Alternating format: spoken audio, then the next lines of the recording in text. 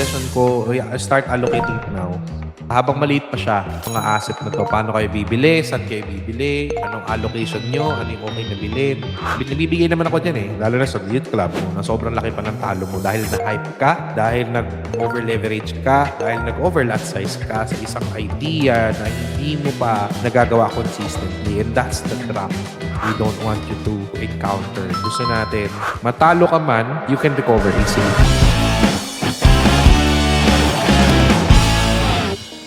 So if you're watching still tapos hindi ganito yung allocation mo sa portfolio mo, ako suggestion ko, start allocating it now. Habang maliit pa siya, mag-recalibrate ka. Pwede mo naman replace it. The point is, yung age mo ngayon, nasaan ba siya allocated? Nasa Forex ba lahat? Kung nasa Forex lahat, medyo mali yun no? Medyo mali talaga siya. Kahit maliit pa yan, para yung end of the year mo, may progress. Kung hindi mo pa naman malagyan lahat, at least you start planning it para alam mo ano yung focus mo by 2026 onward. So, example, you're at the age of 30 to 40, di ba?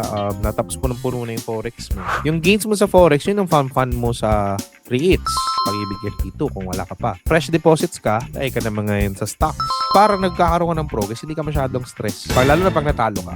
Pag natalo ka, sometimes yung mga low risk mo, actually most of the time, yung mga low risk asset mo, kahit wala kang bagong deposit, mau-offset mo yung mga talo mo. Or can view it in a way na free capital from the low risk, lagay mo sa high risk.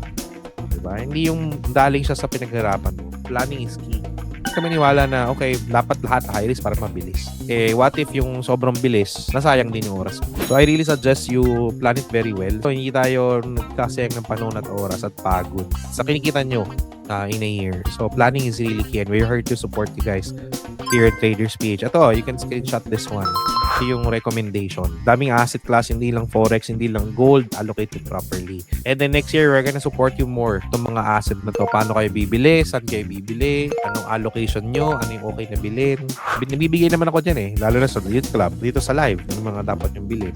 Every Tuesday, ano ko, anong binibili ko. At the end of the year, nagkakaroon siya ng progress. It may have a pullback, pero hindi magganun kalaki na masusunod ka na ang pangit ng taon mo, na sobrang laki pa ng talo mo dahil na-hype ka, dahil nag-over-leverage ka, dahil nag-overlot size ka sa isang idea na hindi mo pa nagagawa consistently. And that's the trap that we don't want you to encounter. Gusto natin, matalo ka man, you can recover easily. And then at the same time, ma-recover siya sa ibang asset mo. Para di sayang yung panahon, sayang oras.